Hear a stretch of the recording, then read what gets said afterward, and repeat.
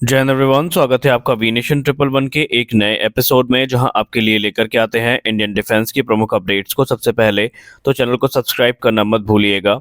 आज की अपनी अपडेट की शुरुआत करेंगे एमबीडीए को लेकर के आई एक बड़ी अपडेट से। यूरोपियन मिसाइल डेवलपर एमबीडीए के द्वारा ये अनाउंस किया गया है कि उन्होंने मीका एनजी पर कार्य को आगे बढ़ा दिया है, जो कि एक नेक्स्ट जनरेशन की एयर टू एयर मिसाइल है। ये जो नया मिसाइल सिस्टम है, बेसिकली ये मौजूदा जो मीका मिसाइल की लेगेसी है इसको रिप्लेस करेगा, जिसे 1980 और 90 के दशक में विकसित किया गया था। और ये इस समय फ्रेंच एयरफोर्स और नेवी के जो डसाल्ट राफेल और मिराज 2000 फाइटर एयरक्राफ्ट हैं उनमें एक प्रमुख हथियार के तौर पर कार्यरत है। मीका एनजी की बात करें तो इसे मीका का एक सक्सेसर माना जा रहा है, जिसे 1980 से 90 के दशक में विकसित किया गया था। और ये मिसाइल हमें भारतीय वायुसेना के मिराज 2000 की फ्लीट में भी और राफेल की फ्लीट में भी देखने को मिल जाती है। अब अगर हम मीका एनजी में किए गए इंप्रूवमेंट्स की बात करें तो उसमें बहुत सारी नई इंप्रूवमेंट्स हमें देखने को मिलती हैं प्रीडिसेसर की तुलना में, जिसमें एक डुअल पल्स मोटर है जो कि इसकी रेंज को बढ़ाती है। वहीं इसमें नेक्स्ट जनरेशन के जो इलेक्ट्रॉनिक काउंटर मेजर इक्विपमेंट हैं वो इस्तेमाल किए गए हैं, ताकि ये एनिमी के जो जैमिंग अटेम्प्ट्स हैं इनको अच्छे तरीके से काउंटर कर सके। एडिशनली इसमें इम्प्रूव डेटा लिंक इस्तेमाल किया गया है, जो कि इससे काफ़ी ज़्यादा फैसिलिटेट करेगा और जो किल्स हैं उन्हें और भी ज़्यादा इफेक्टिवली पूरा करने में सहयोग करेगा। इंडियन एयरफोर्स की बात करें तो इंडियन एयरफोर्स मीका सिस्टम को अपने मिराज 2000 और राफेल जेट्स में इस्तेमाल करता है, और उन्हें रिप्लेस करने के लिए भी कई बार बातचीत हो चुकी है। और माना जा रहा है कि मीका एनजी भारत के लिए एक आदर्श ऑप्शन के तौर पर उपलब्ध रह सकती है। इसके अलावा अगर हम बात करें, भारत का जो मीडियम वेट फाइटर तेजस मार्क 2 होगा, जो कि तकरीबन 2028 से 30 के बीच में प्रोडक्शन में आएगा, तो उसमें भी एक पावरफुल रडार का इस्तेमाल किया जाएगा। उसकी सहायता से जो एमबीडीए की मीटियोर और मीका है इन्हें एक प्रबल दावेदार के तौर पर देखा जा रहा है। हमारी अगली बड़ी अपडेट भारत के एम्बिशियस S5 क्लास की जो न्यूक्लियर पावर्ड अटैक सबमरीन्स हैं इनको लेकर के आ रही है। दोस्तों, हम सब जानते हैं कि भारत का जो एम्बिशियस प्रोग्राम है, जिसके अंतर्गत S5 क्लास की न्यूक्लियर पावर्ड अटैक सबमरीन्स का निर्माण किया जाना है, इसको लेकर के एक बड़ी अपडेट सामने आई है। या यूँ कह लें, इस प्रोग्राम ने एक क्रिटिकल माइलस्टोन को पूरा कर लिया है, जहां पर रिपोर्ट्स में दावा किया जा रहा है कि जो डिज़ाइन स्टेज है S5 क्लास की न्यूक्लियर पावर्ड अटैक सबमरीन का, वो लगभग पूरा होने वाला है। जिसका सीधा मतलब ये है कि ये एक सिग्निफिकेंट स्टेप होगा देश के नेवल मॉडर्नाइजेशन एफर्ट को आगे बढ़ाने का, जिसके अंतर्गत एडवांस सबमरीन का निर्माण भारत में किया जाना है। दरअसल वर्ष 2019 से ही इस चीज़ को लेकर के चर्चाएं चल रही थी कि जो S5 प्रोग्राम है ये आगे बढ़ रहा है, और जब इसका हाइड्रोडायनेमिक टेस्टिंग स्केल मॉडल सामने आया था तो उसने इस पूरी चर्चाओं को और भी ज़्यादा जोर दिया था। दरअसल ये एक मिनिएचर मॉडल था जो कि सबमरीन की अंडर वाटर परफॉर्मेंस को अध्ययन करने के लिए बनाया गया था, और उसके बाद जो आगे का डिटेल वर्क है ये शुरू किया गया। और अभी जो लेटेस्ट डेवलपमेंट देखने को मिला है वो एक एक्साइटिंग एवोल्यूशन को प्रदर्शित करता है S5 की डिज़ाइन में। अगर हम प्रीवियस मॉडल से कंपेयर करें तो जो नया मॉडल सामने रखा गया है, इसमें जो मिसाइल कंपार्टमेंट है इसको हल से ज़्यादा स्ट्रीमलाइन किया गया है, और ये आपको टेल सेक्शन तक एक्सटेंड होता दिखाई पड़ेगा। जिसका सीधा मतलब ये है कि ये जो अल्टरेशन है ये इंडिकेट करता है कि इस सबमरीन की जो मिसाइल कैरिंग कैपेसिटी है इसको इंक्रीज किया गया है।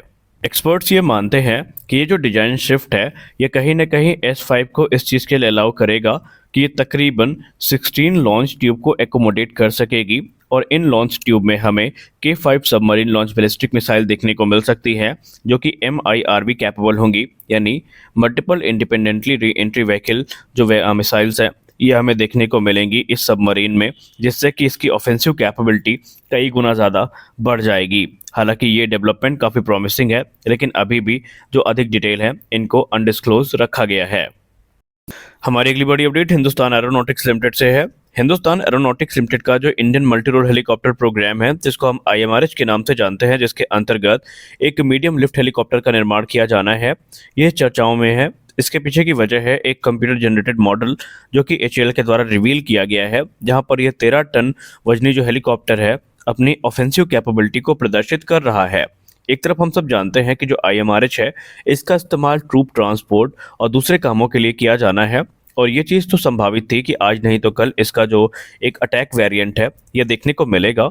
लेकिन हाल ही में एक कंप्यूटर जनरेटेड मॉडल सामने रखा गया है, जहां पर ये दिखाया गया है कि ये तकरीबन 1500 किलोग्राम तक के जो वेपन्स हैं इन्हें एक्सटर्नली कैरी करने में सक्षम होगा।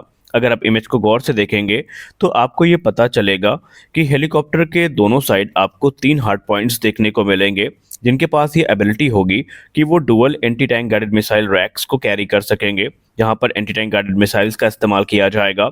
इसके अलावा या तो फिर इनका इस्तेमाल 57 और 80 के जो अनगाइडेड रॉकेट्स हैं उनको कैरी करने के लिए किया जाएगा, और आपको इसमें एक 20 की जो नोज माउंटेड कैनन है ये भी देखने को मिलेगी, जो कि IMRH की स्ट्राइक कैपेबिलिटी को प्रदर्शित करती है।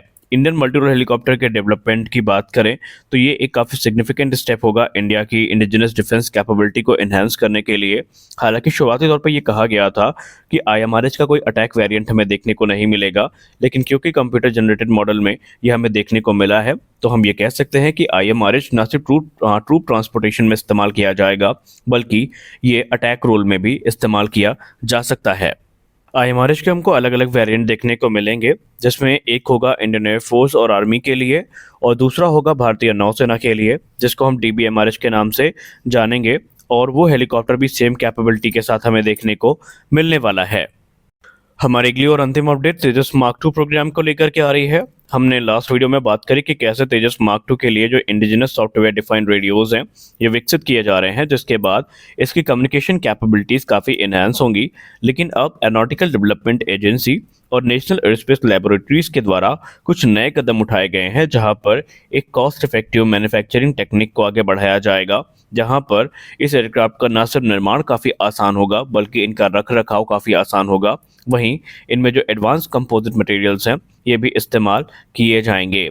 आपको हम बताते चलें कि इसके निर्माण के लिए को-क्यूरिंग का इस्तेमाल किया जाएगा। ये एक टेक्निक है जो कि अलाउ करती है मल्टीपल कंपोजिट लेयर्स की साइमल्टेनियस बॉन्डिंग को मैन्युफैक्चरिंग के दौरान। इससे जो वेट है ये रिड्यूस होता है और जो पर काउंट है ये भी काफ़ी ज़्यादा कह सकते हैं रिड्यूस कर दिया जाता है, क्योंकि यहाँ पर जो मैकेनिकल जॉइंट्स हैं इनको कम किया जाता है, और जो को-क्यूरिंग है ये स्ट्रक्चरल एफिशिएंसी को भी काफ़ी ज़्यादा इम्प्रूव करती है।